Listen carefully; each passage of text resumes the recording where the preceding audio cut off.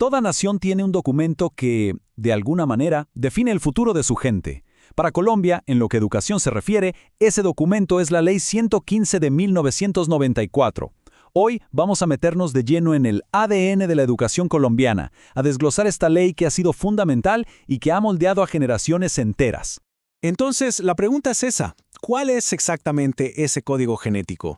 ¿Qué ideas, qué estructuras, qué sueños se plasmaron en esta ley? Bueno, para entender cómo funciona la educación hoy, tenemos que viajar a su origen, a esa idea central que lo mueve todo. Y aquí está la clave de todo, sacada directamente del artículo 1. Ojo porque esto es mucho más que solo transmitir datos. Habla de un proceso de formación permanente, y se centra en la persona como un todo, o sea, de forma integral, su dignidad, sus derechos y también, muy importante, sus deberes. Digamos que esta es la piedra angular sobre la que se construye todo el edificio. Muy bien, antes de entrar en los detalles, en los ladrillos y las columnas del sistema, hay que entender bien la gran idea, la visión de fondo. ¿Qué tipo de ciudadanos se busca formar con esta ley? El artículo 5 es fascinante porque nos da una lista de 13 fines. No los vamos a leer uno por uno, claro, pero sí podemos agruparlos en grandes metas. Primero, se busca el pleno desarrollo de la personalidad, o sea, formar personas íntegras, con valores. Segundo, importantísimo, formar para la paz, para la democracia y el respeto a los derechos humanos. Y tercero, promover el pensamiento crítico, la ciencia y la protección del medio ambiente. La verdad, es una visión bastante ambiciosa. Ahora sí, pasemos a los planos. ¿Cómo organiza la ley todo el servicio educativo para que esa gran idea se pueda hacer realidad? Pensemos en esto como si fuera la arquitectura de todo el sistema. La ley, de entrada, nos habla de 3 caminos distintos. Por un lado, la educación formal, que es la que todos conocemos, el colegio, la universidad, la que da títulos y grados. Luego está la no formal, que son esos cursos más específicos para el trabajo o para complementar conocimientos, como un diplomado o un curso de idiomas, por ejemplo. Y finalmente, la informal, que es básicamente todo lo que aprendemos en el día a día de manera espontánea a lo largo de la vida. A ver, concentrémonos un momento en la educación formal, que es como la columna vertebral de todo.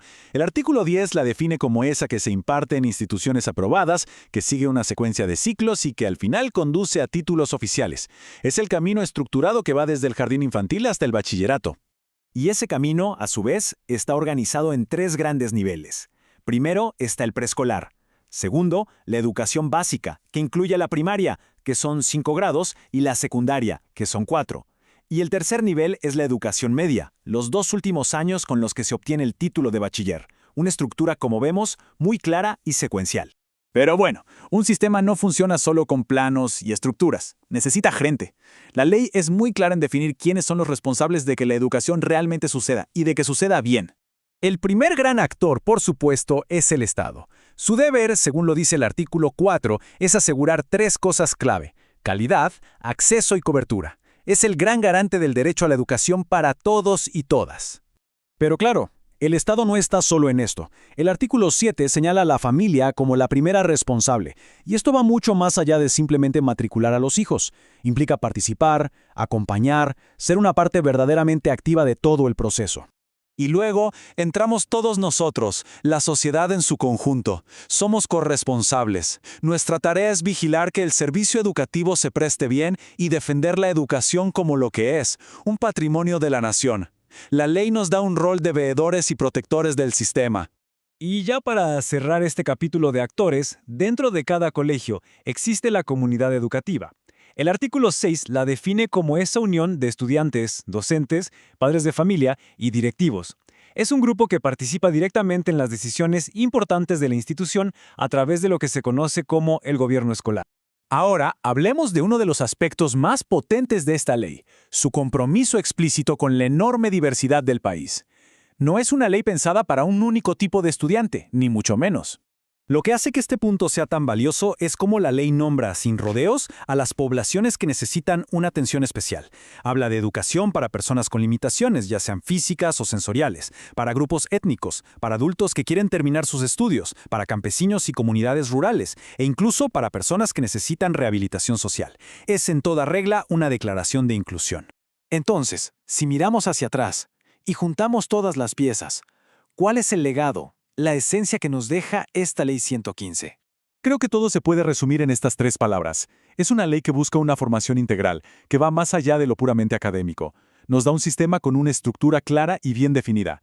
Y sobre todo, aspira a ser inclusiva, reconociendo y valorando la diversidad que es Colombia. Y esto nos deja con la pregunta final, la más importante quizás.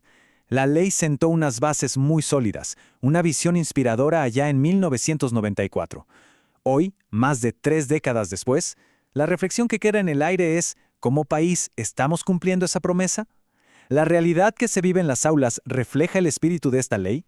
La respuesta, claro, define nuestro presente y, más que nada, nuestro futuro.